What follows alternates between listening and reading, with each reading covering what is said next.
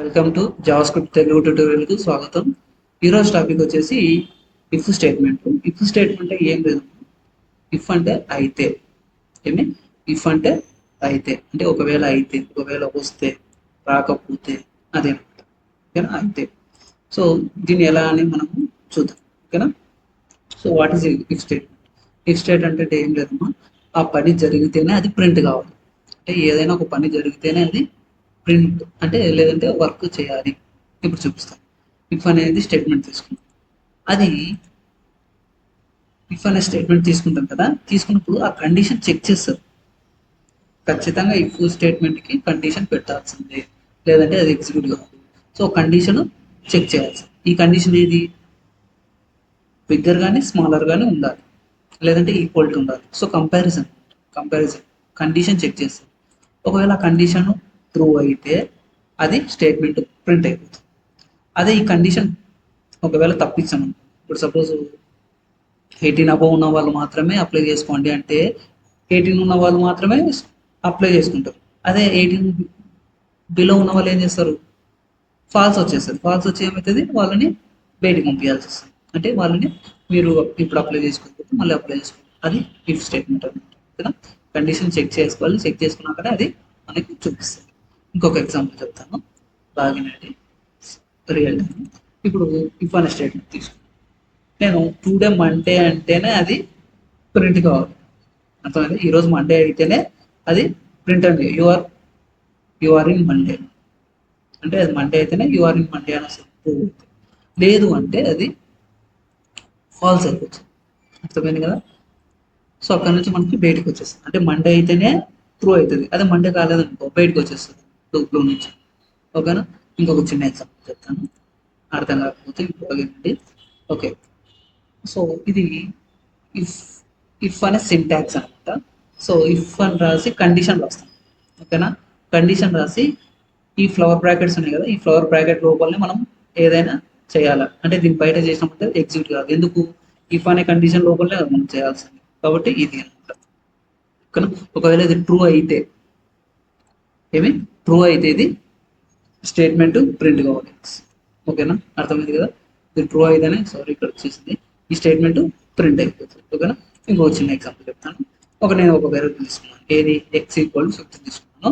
ఇక్కడ condition check చేస్తున్నాను, x=10 అని ఇస్తున్నాను, ఓకేనా. 10 అని ఇచ్చినప్పుడు ఏం కావాలి, ఈ 10 అనేది ట్రూ అయితే x is greater than x, అదే ఫాల్స్ అయితే రాదనమాట. అంటే ఇప్పుడు ఇది ట్రూనా ఫాల్సా, x=15, x గ్రేటర్ దాన్ 10 అంటే x కంటే పెద్దగా ఉందా, లేదు, కాబట్టి ఇది డూప్లేట్ నుంచి బయటకు వస్తుంది. ఇంకొక ఇప్పుడు x=5, సో x=5 అన్నప్పుడు x=10 అంటే ఏమి, ఇది ఫాల్స్ అనమాట. ఎందుకు, 5, సో ఇది 5 కంటే ఎక్కువ ఉంది కాబట్టి కాదు. ఇది ఇది కంపారిజన్ చెక్ చేస్తారు, ఇది ఫస్ట్ అవునా కాదని చెక్ చేస్తారు. చెక్ చేసినాక మనకి అవుట్పుట్ చూపిస్తుంది అనమాట, అర్థమైంది కదా, ఓకేనా. ఒకవేళ ట్రూ అనుకో ఇది చూపిస్తుంది X is greater than, so ఇది కంప్లీట్ అయితే ఎక్స్ ఈజ్ గ్రేటర్, అర్థమైంది కదా.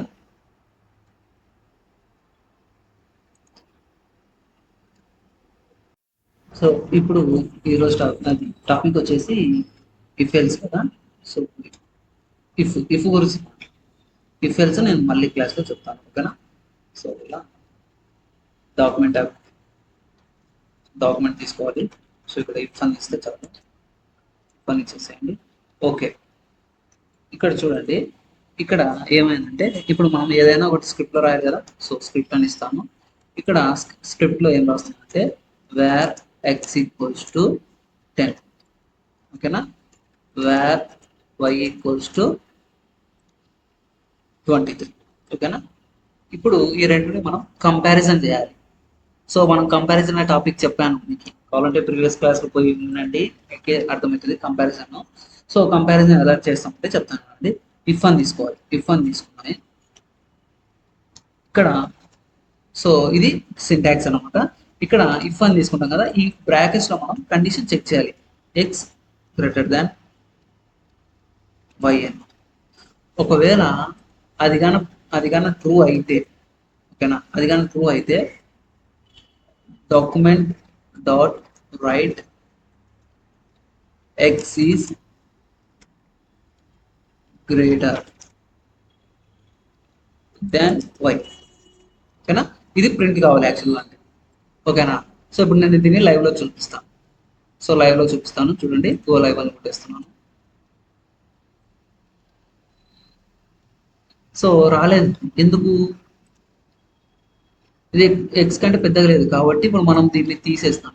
2 తీసేస్తాం. 2 తీసేసి ఇప్పుడు మనం దాన్ని లైవ్లో చెక్ చేద్దాం. వచ్చిందా? So x is greater than y. అర్థమైంది కదా?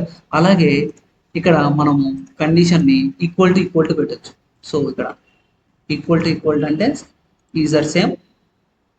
So x and y is same. X and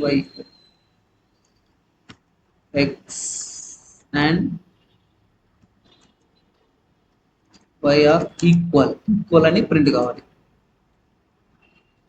equal. ఓకేనా, ఇది ప్రింట్ కావాలి యాక్చువల్గా అంటే. సో ఇప్పుడు మనం ఇది ప్రింట్ కావాలి కాబట్టి మనం ఏం చేస్తాము? సో ఇది రాదనమాట. ఓకేనా, అర్థమైంది కదా?